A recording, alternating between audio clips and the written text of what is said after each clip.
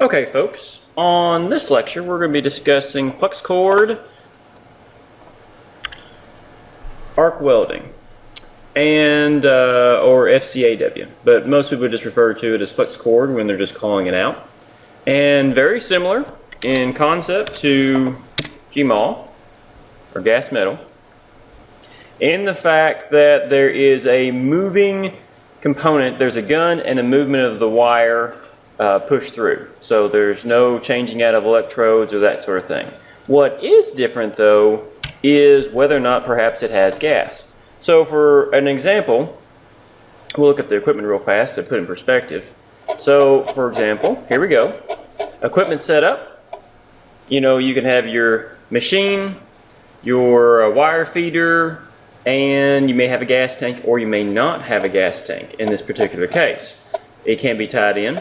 Still have a gun, still have obviously your electrodes, that kind of thing, but here's one key difference. Look at the diagram. In this particular case, there is actually a flux core actually added to the moving wire. And internally within the conductor electrode and your filler base is a flux that gets consumed and creates a gaseous shield. Now, you saw the tank up there, and there is the case where you can actually have, well, let me say it this way. First off, flux core, the beginning or the primary form of shielding gas comes from the consumption of the flux core, which is now inside the filler and not outside. So as the arc occurs, the combustion, you know, your base material here or your filler material here and here is getting used, is mixing in with your base. This is getting consumed, creating the gaseous shield. And in the event that they need more shielding gas, nozzles can be added and a tank can be added to produce more shielding gas to come around.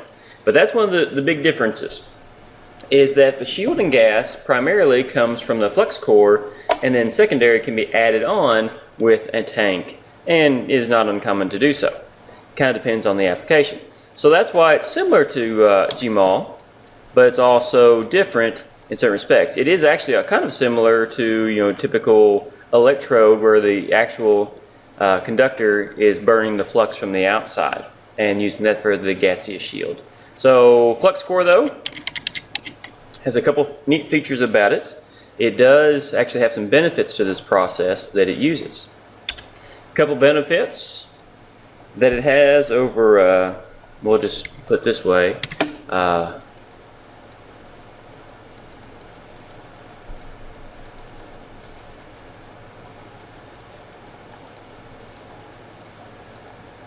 it has some advantages of greater weld metal disposition.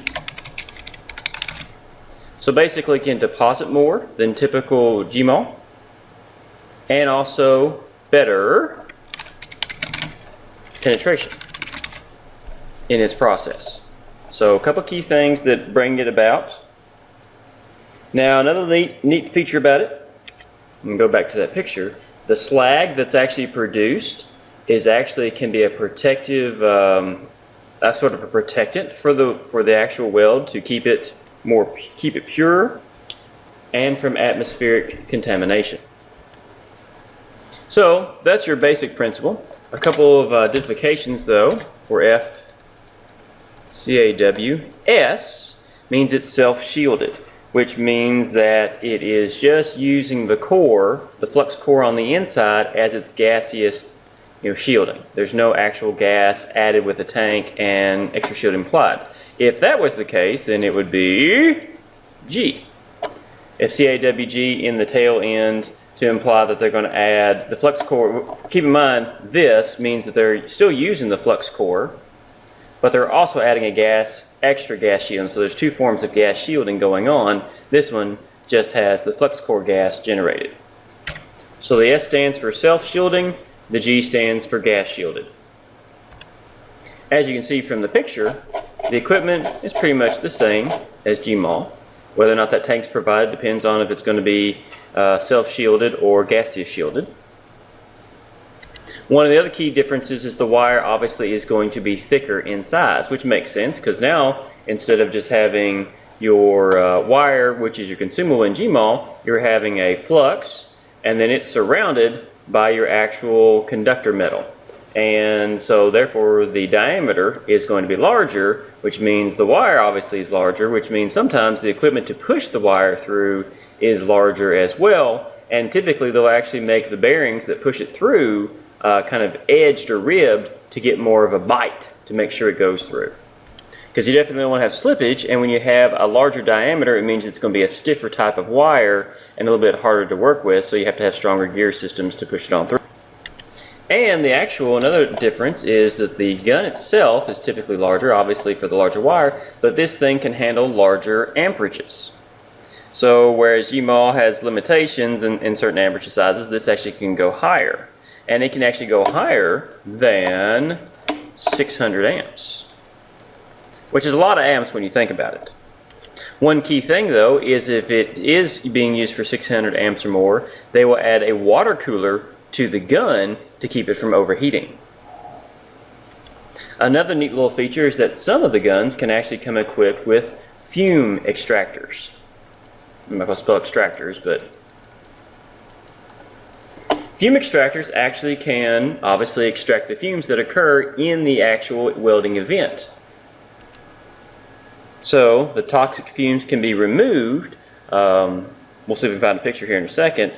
That also benefits the welder in terms of, if this weld's going on down here and the fumes being pulled away, it does create visibility, improved visibility, and obviously better ventilation and better safety. So for example, here's, Bernard actually has a fume extractor MIG gun. Actually, it's for the MIG, but it shows you the concept. They can actually add in an extra system here that's actually pulling the air out. You can probably find a video of it later on. So that actually is for both, the GMOL and the Fcaw.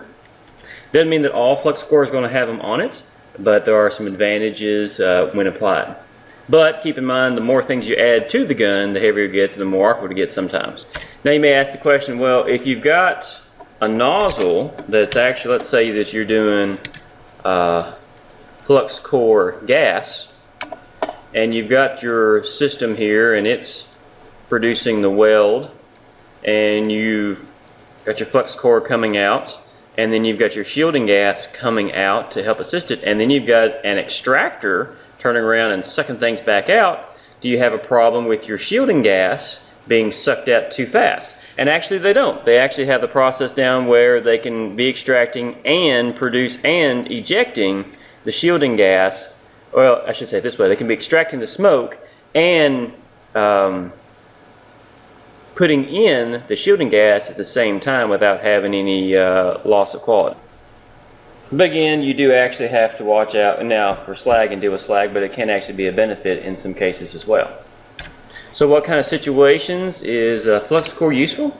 Well, for one thing, since Fcaw doesn't actually have to use gas, for example, self-shielded, if you didn't have gas availability, then it would be an idea over GMOL.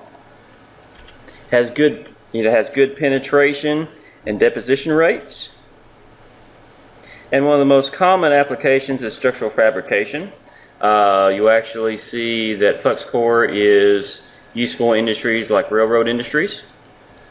Obviously with higher amperages and higher production penetration values, you can look into things like that. Shipbuilding, obviously those are large metal constructs. Automotive, obviously.